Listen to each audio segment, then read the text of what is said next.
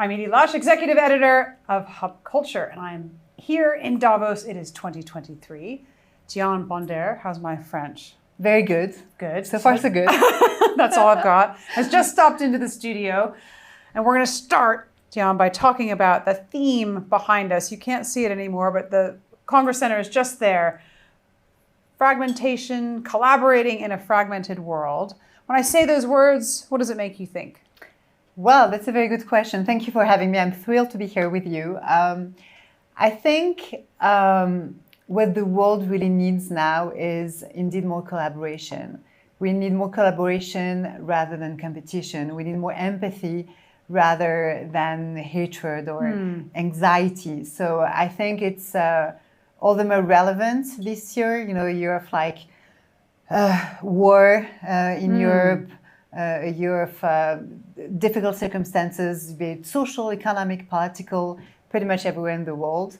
I'm not sure this is very new, though. I think it's never been so true, but it's not a very new theme either. So tell me about the work that you're doing in regenerative cities, because it's absolutely fascinating. It's completely part of how we're going to get to net zero, how we're going to solve some of the problems caused by climate change.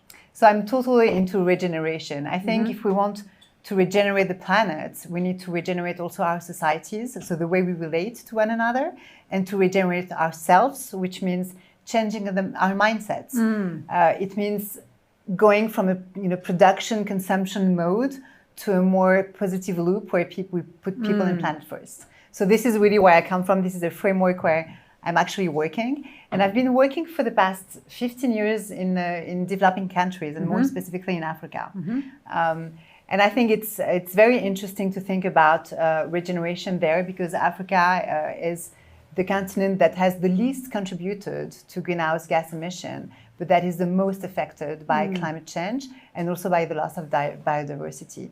So the reason why I started to work there was actually because I thought most of the challenges in the world were taking their roots on the continent, but that's also where the solutions lie. And especially in cities, when you think about cities as a way we choose to live together. So the social contract is important, regeneration of the social contract. Cities have also a major impact on climate change and on biodiversity loss. But that's also where the solutions are. Cities are hubs for talents and innovation. And what we're trying to do with Regenopolis is really to support those nature-positive solutions for urban developments. So give me an example of how you're working, whom you're working with. So first, the approach is very collaborative. So I work with a number of partners, helping sourcing projects, providing business development support.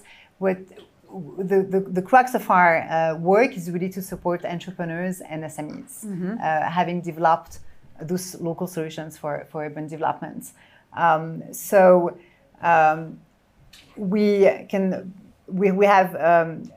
We help projects emerge through collaborative intelligence. That's one way to do it. We identify local solutions that we accompany towards maturity and scale. And I really see Africa as being like a kind of a laboratory of innovation for the rest of the world. Interesting. Can you paint me a picture, describe an example? I know you've started recently, but give me an example of something you'd like to be doing or you're working on now, and paint the picture for me. There are so many innovations that I'm fascinated about. One of them is